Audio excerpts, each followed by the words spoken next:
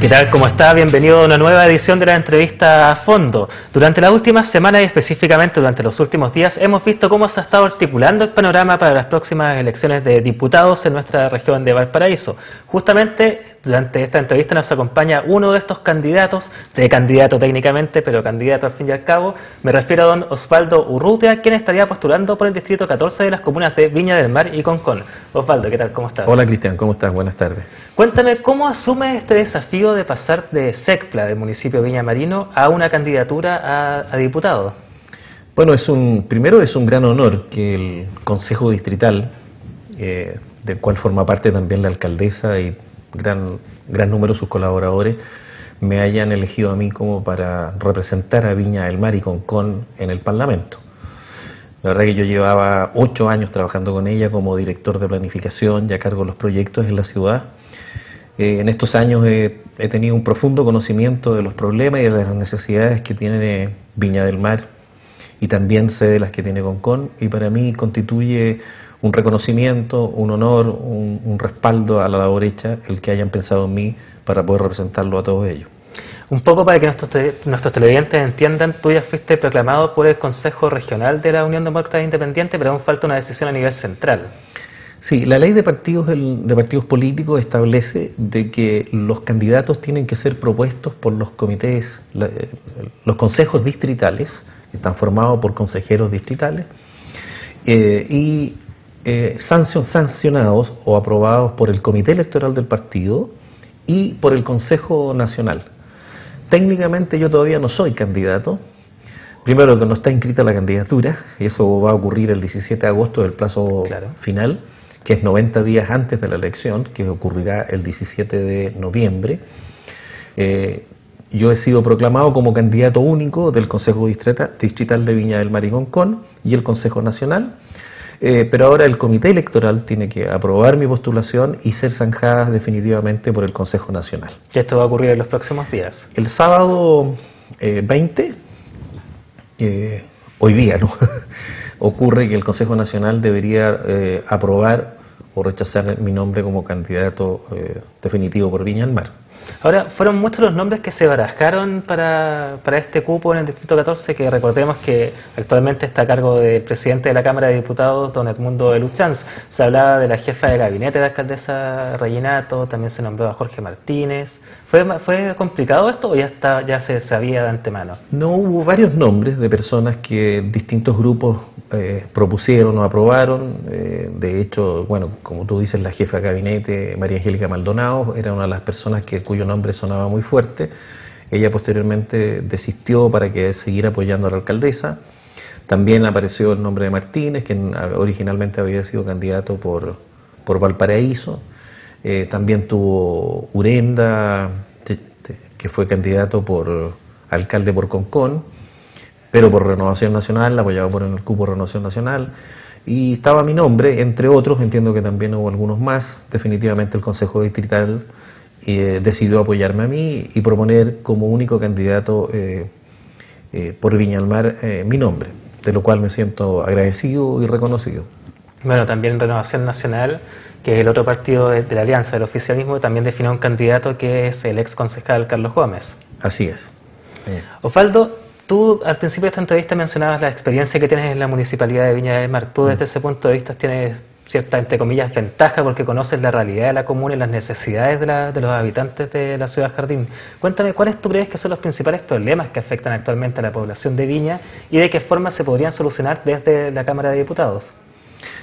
Mira, a mi juicio, uno de los principales problemas que tiene Viña del Mar es la ciudad que heredamos después de muchos años de, yo diría, de una gestión bastante deficitaria, ¿ya? El tema de los campamentos. Tener el triste récord de ser la ciudad con más campamentos en Chile y campamentos y megacampamentos. El campamento Manuel Busto, que ya vamos llegando cerca de las 800 familias, el campamento en la parcela 11, que son más de 600 familias, los campamentos que nacieron en Reñaca Alto Sur y una serie de otros microcampamentos que hay en distintas partes de la ciudad. Obviamente eso no es un motivo, una razón para sentirse orgulloso. Es uno de los temas que todos los gobiernos han prometido pero que lo han cumplido.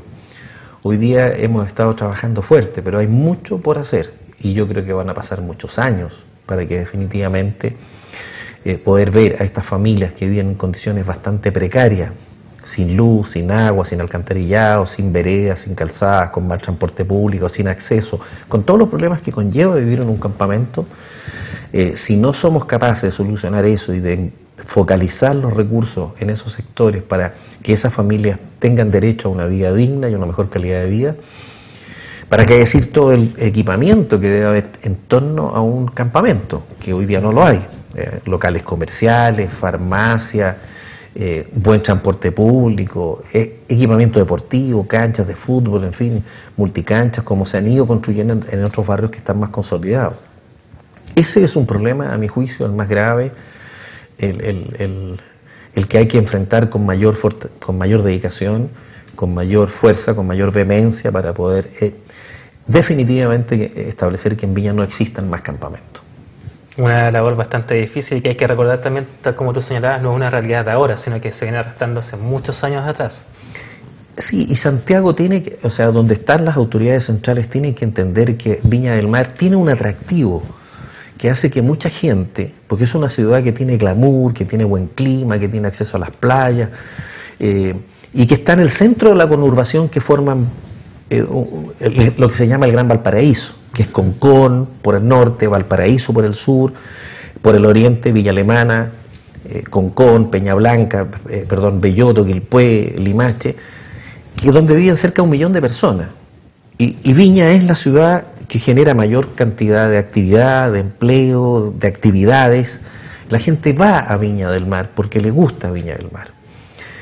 Y la topografía de Viña del Mar, que es una topografía endemoniada, lleno de quebradas, de quebradillas, de accesos, no es lo mismo construir en Santiago, en una comuna plana, que es una meseta, en una comuna que está llena de cerros, que hay que construir muros de contención para poder factibilizar las vialidades, que son de difícil acceso, en fin, todo es mucho más complejo, es mucho más caro, entonces a veces el subsidio habitacional no alcanza para construir en Santiago, en una zona plana, pero con esos mismos recursos no podemos construir acá. ¿Ya? Entonces hay que disponer de recursos extraordinarios, recursos extras, para poder dar la solución y ojalá también evitar estas familias que llegan atraídas por Viña del Mar desde otras comunas, porque allá tampoco encuentran la solución para su solución habitacional.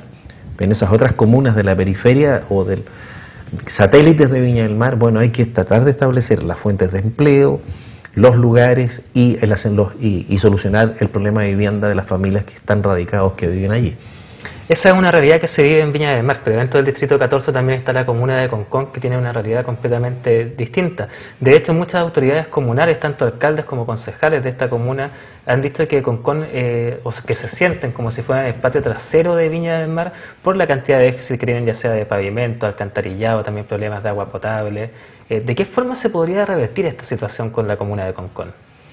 Bueno, Concón lo que requiere, y con urgencia, es tener un equipo de profesionales que puedan captar recursos públicos, que puedan hacer proyectos y captar recursos públicos para mejorar su situación y aumentar la inversión en la ciudad. Concón tiene problemas evidentes de conectividad, problemas de vialidad, también tiene problemas de viviendas sociales.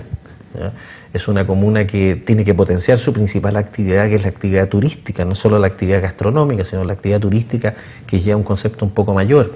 Mejorar su borde costero, sacarle más provecho a su borde costero, hacer una política de gestión de playa del borde costero y de la desembocadura del río Concagua, que hoy día no ocurre. Le pongo uno solo ejemplo. En Concón, desde hace más de 3 o 4 años, existe unos bártulos, unos cacharros en la entrada del puente Aconcagua, a mano izquierda, en un terreno que es un bien nacional de uso público. En un par de oportunidades llamé a un concejal y le dije: oye, ustedes son una comuna turística, en la rotonda por donde ingresa todo el mundo tienen unos cachureos y unos bar, ¿por qué no los sacan? Sí, que vamos a tratar. Todavía no han sido capaces de sacarlo. Durante el año pasado, prácticamente durante todo el año, estuvieron construyendo en el Camino al Alto, que se llama, que es la conexión, la proyección de la avenida Edmundo Luchán hacia Concón, estuvieron construyendo el mejoramiento de una vía. Esa obra duró más de un año y hoy día está abandonada. ¿Por qué? Hubo una mala gestión. No sé, hay que preocuparse. Entonces yo creo que Concón, yo lo primero que haría es tener un equipo de profesionales que sean capaces de levantar proyectos, buenos proyectos, que permitan obtener financiamiento público, porque el financiamiento público se logra cuando hay buenos proyectos. Cuando se hacen buenos proyectos, se evalúan bien y se postulan a financiamiento, tienen recursos, van a tener recursos. Pero cuando a veces no se hace con la diligencia o no existen las capacidades para hacerlo, obviamente no van a tener recursos, no sacan nada con quejarse, las soluciones nacen de adentro. No va a llegar ninguna varita mágica, ninguna autoridad a decirle, mire, le regalo tantos millones para que usted solucione esos problemas. Eso no ocurre. Cada uno tiene que ser capaz de solucionar sus problemas y ir a pedir, golpear la puerta y decir, mira, aquí tengo un proyecto que es necesario para la comuna, justificarlo por qué, que es rentable para la sociedad y le van a llegar los recursos. Ahora, otro de los puntos que tiene Concón, que también ha sido bastante polémico, es la protección del santuario de la naturaleza ubicado en el Campo Dunar. Si bien el Consejo de Ministros se pronunció el año pasado, amplió el área protegida, no a la totalidad, que era los que aspiraban las organizaciones sociales del municipio, pero sí lo amplió. Sin embargo, se está preparando una apelación por parte del municipio y por parte de estas organizaciones al Consejo de Ministros, siendo que el tema ya está zanjado oficialmente. ¿Usted comparte esta postura? Mire, las comunas necesitan ingresos, entre otras cosas. Para que haya buenos ingresos, tiene que haber... El principal ingreso de las municipalidades son las contribuciones de bienes raíces. Ese es el principal ingreso. Las contribuciones de bienes raíces las pagan aquellas viviendas de cierta estándar o cierta avalúo hacia arriba. Viviendas sociales no pagan contribuciones. Las viviendas de veraneo, las viviendas sobre 90, 100 metros cuadrados, las viviendas que tienen un avalúo importante pagan. Entonces, Concón debe preocuparse de no ahuyentar a las personas que tienen la capacidad económica para comprar esas viviendas y pagar contribuciones, generar ingresos para el municipio, para que el municipio pueda solucionar los problemas de carácter social. Yo comparto que debe haber un santuario de la naturaleza, me parece importante. Entiendo que hubo una consultora que se contrató para establecer el polígono, que se amplió, incluso amplió el polígono de Viña del Mar. Consideró que en Viña no lo pedían, pero hay un pedazo que es parte de la área jurisdiccional de Viña que se amplió y una superficie no menor, son varias hectáreas que se tomaron de Viña, si mal no recuerdo son como 4 hectáreas que involucró. Pero hay que dejar también espacio para que puedan ocurrir inversiones que generen empleo, que paguen contribuciones, que paguen derechos de aseo, para poder cubrir y subsidiar a aquellas personas que no tienen esa capacidad y poder prestar no solo los servicios que presta la ciudad. Porque en una ciudad que el 80% no paga aseo y hay solo un 20% que lo paga, obviamente ese servicio de aseo es deficitario. Claro. Entonces yo tengo que tratar que ojalá las personas que no pagan el derecho a aseo sean las menos posibles y que sean cubiertas por aquellos que sí pueden pagarlo. Y así pasa con otros servicios, la mantención de parques y jardines, el tema de las escuelas, de salud, de la mantención de calles, por ejemplo, ya que es un servicio carísimo hoy día. Mantener y reparar calles no es barato, es caro y es complejo. Y es un déficit bastante grande que tiene la comuna de Concón. La comuna de Concón tiene un déficit tremendo y ahí, por ejemplo, hay que hincarle el diente a hacer los estudios, por ejemplo, de todo lo que significa pavimentos participativos. El gobierno tiene una línea de financiamiento a través del programa de pavimentos participativos en que uno puede y debe hacer los proyectos que sean necesarios para terminar las urbanizaciones. Y ahí yo me gustaría impulsar y apoyar a que Concón pudiera tener un equipo profesional que se dedicara a hacer esa tarea con mayor fuerza, porque es, como tú dices, un déficit importante que tiene la comuna de Concón. Osvaldo, te voy a cambiar un poco de tema, vamos a pasar a lo que es la política contingente. Hace pocos días vimos cómo se debatió y finalmente se votó en el Senado la acusación constitucional contra el ministro Bella, que finalmente fue destituido de su cargo. Te quiero preguntar, hubo bastante polémica, tanto por los votos, tiene diretes, gestos que fueron insultos, no fueron insultos, ahí quedan a criterio de cada persona. Pero, ¿qué te parece todo este ambiente que se generó en torno a esta acusación y también, obviamente, el resultado? Malo para la calidad de la política chilena y un desprestigio para los políticos. Porque todos sabemos que si bien es cierto, esto parece ser una revancha por la destitución que sufrió la ministra hace 5 años atrás. Hace 5 años atrás, pero son casos que no son comparables. Absolutamente no hay ninguna comparación entre las competencias profesionales que tiene el ministro Beyer y lo que ha hecho el ministro Beyer con lo que pasó con la ex ministra. Y si esto es una revancha, habla muy mal de los políticos que propusieron esta acusación y que la han aprobado. Dicho de otra manera, así en términos simples, pero yo la verdad es que esto a mucha gente le ha asqueado, es una payasada. Una payasada que nos deja muy mal. Yo creo que los parlamentarios que han participado en esto no están a la altura de las circunstancias, que es lamentable. Los únicos afectados son los alumnos, los que hoy día son alumnos de las universidades, de los colegios, de la educación básica, de la educación preescolar, porque el ministro estaba haciendo una gran tarea. Él transversalmente, no nos olvidemos que fue asesor también en gobiernos de la concertación. Es una persona que tiene una gran calidad moral y una gran calidad profesional y que estaba haciendo una gran labor por la educación chilena. Entonces, sacarlo del área, es que es como, no sé, pues, a ver, en jerga futbolística, porque Alexis Sánchez mete goles, mejor saquémoslo y tirémoslo para afuera, pues, porque nos puede hacer un gol a nosotros.